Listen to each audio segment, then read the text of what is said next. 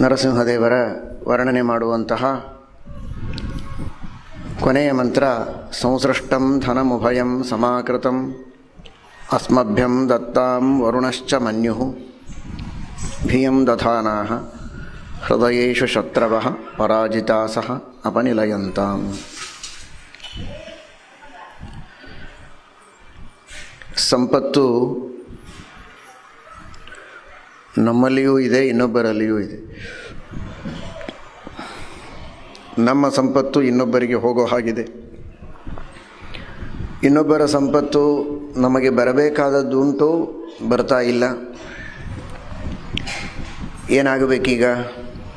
ನಮ್ಮದು ನಮಗುಳಿಯಬೇಕು. ಇನ್ನೊಬ್ಬರದ ಎಲ್ಲ ನಮಗೆ ಬರೋದು ಬೇಡ. ಇನ್ನೊಬ್ಬರ ಸಂಪತ್ತಿನಲ್ಲಿ ನಮ್ಮ ಪಾಲೆಷ್ಟೋ ಅಷ್ಟು ನಮಗೆ ಬರಲಿ. ಉಭಯಂ, ನನ್ನದು ನನಗುಳಿಯಲಿ, ಇನ್ನೊಬ್ಬರದರಲ್ಲಿಯೂ ನನ್ನ ಪಾಲೇನೋ ಅದೂ ನನಗೆ ಬರಲಿ, ಎರಡೂ ಬರಲಿ. ಉಭಯಂ, ಇದೆರಡನ್ನೂ ಭಗವಂತ ನನಗೆ ಕರುಣಿಸಲಿ ಅಂತ. ಲೌಕಿಕವಾಗಿ ಮೊದಲು ಎಲ್ಲರಿಗೂ ಬೇಕಾದದ್ದು ಹಣ. ಆ ಹಣ ತನ್ನದೇ ಆದದ್ದು ಎಷ್ಟೋ ಸಂದರ್ಭದಲ್ಲಿ ತನಗೆ ಸಿಗೋದಿಲ್ಲ.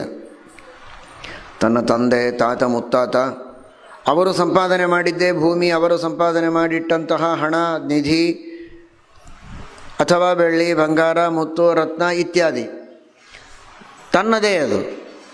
ಆದರೂ ತನಗೆ ಸಿಗ್ತಾ ಇಲ್ಲ. ಹಾಗಾಗಿದೆ ಎಷ್ಟೋ. ಇನ್ನೆಷ್ಟೋ ವಸ್ತುಗಳು ಇನ್ನೊಬ್ಬರಲ್ಲಿವೆ, ಅವರದೇ ಅದು.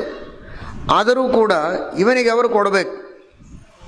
ಇವನು ಮಾಡಿದ ಉದ್ಯೋಗಕ್ಕೋ, ಇವನು ಮಾಡಿದ ಸೇವೆಗೋ, ಇವನು ಅವರಿಗೆ ಮಾಡಿದ ಉಪಕಾರಕ್ಕೋ, ಅಥವಾ ಇವನ ಸ್ಥಿತಿಯನ್ನು ಕಂಡು ಸುಮ್ಮನೆ ಕೂಡಲಾಗದೇನೋ, ಅಂತೂ ಏನೋ ಒಂದು ಕಾರಣಕ್ಕೆ ಇವನಿಗೆ ಬರಬೇಕಾದದ್ದಿದೆ, ಅದು ಬರ್ತಾ ಇಲ್ಲ.